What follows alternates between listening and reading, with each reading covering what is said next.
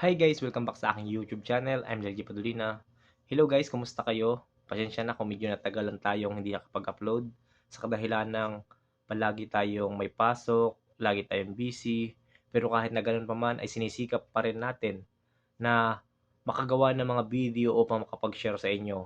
Ako nga pala si Jalji Padulina at isang service crew sa fast food chain at hanggang ngayon ay nasa food industry. At kung bago ka pa lang sa aking YouTube channel ay maaari bang humingi ng isang subscribe para lagi kang updated sa ating mga ilalabas na video. Kasi nagtuturo po ako ng mga informative videos, tips, and idea about sa pag-apply sa fast food chain. Ilalagay ko na lang po dito sa screen yung mga old videos natin na pwede niyong panoorin kung kayo po ay interesado mag-apply sa fast food. So yun, bago tayo magsimula ay shoutout muna kay Gab, ayan, OG Malum. Suportahan niyo po siya. Isa po siyang content creator at nagbabalak din maging vlogger, no? At kay Ate JB, shout out. Kay Jerome Padulina, shout out din. So yun guys, meron tayong babasahin dito na mula sa anonymous participant. Ang sabi niya, lagay ko sa screen. Ang sabi niya, ibubulgar ko na ba yung mga kagaguhan na ginagawa ng bawat agency? Sorry ha, manager. Kupal kasi kayo. Kawawa na nga yung crew nyo, kakawawain nyo palalo. Nanakawan nyo pa ng oras, 5, 6, 7 hours? Ano iyon? Tas deduction, sobrang laki. Magkano na lang iuwi ng crew? 1K na lang.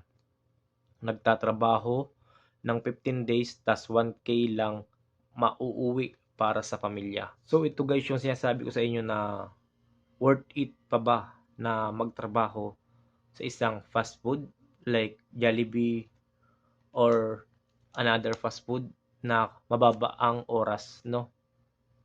So, hindi naman lahat ganito ang sistema. Yung iba naman, hindi naman magnanakaw. Mayroon lang talagang napapachamba na ang isang store or management ay corrupt talaga. Nanakawan ka ng oras, babawasan ka ng malaki. Kaya nga, sabi ko sa inyo, i-check nyo yung inyong at cost logbook. Ang ibig sabihin ng at cost logbook, yun yung salary deduction.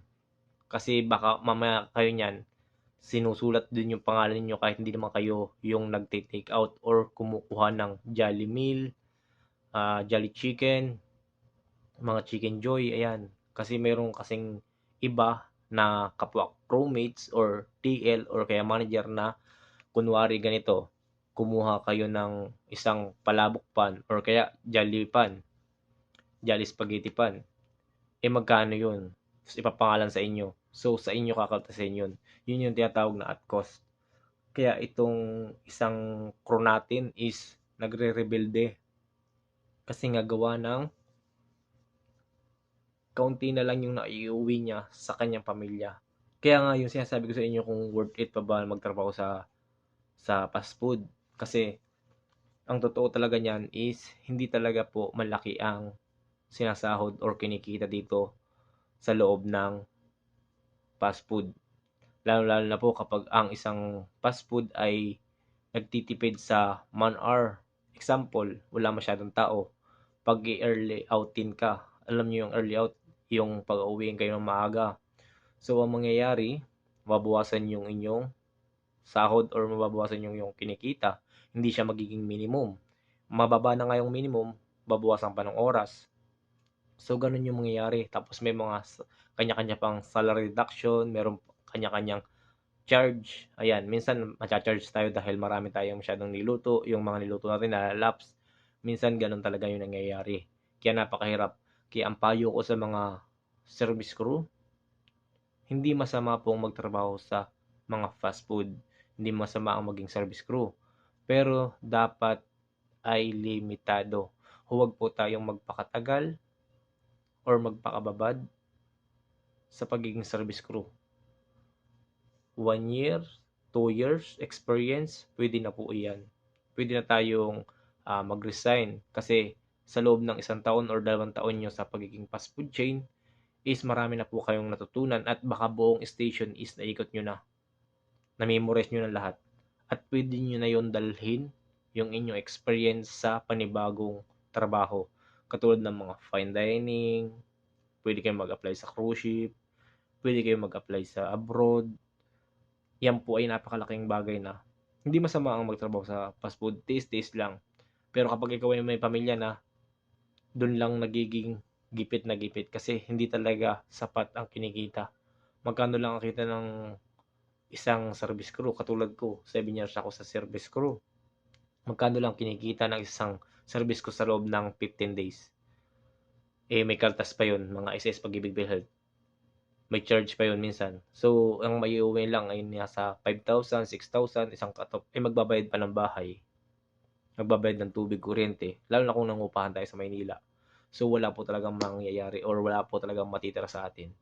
Pero kung ikaw ay nagbabalak maging service crew, pwede naman.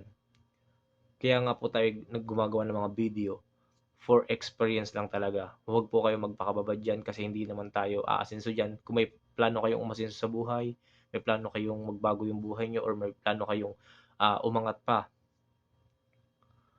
is kunin yung experience. Kung hindi naman kayo nakatapos katulad ko na hindi nakatapos sa pag-aaral, hindi nakatapos ng college, high school graduate lang, pwede nyo kunin na experience ang service crew kasi madali lang po mag-apply dyan. At kapag naman kayo natanggap na, huwag kayong puro reklamo. Tsagain nyo habang wala pa kayong knowledge about sa food industry. Kasi kapag yan ay nakuha ninyo, na kabisado ninyo, bawat station, cashier, kitchen, dining, stockman, halos lahat na ikot nyo na ang station is napakadali na lang. At napakadali nyo na lang din matanggap sa trabaho kapag ganyan na yung nangyari. So, sana may natutunan kayo sa video na ito at maraming salamat muli sa inyong suporta and God bless sa inyong lahat. Ingat po.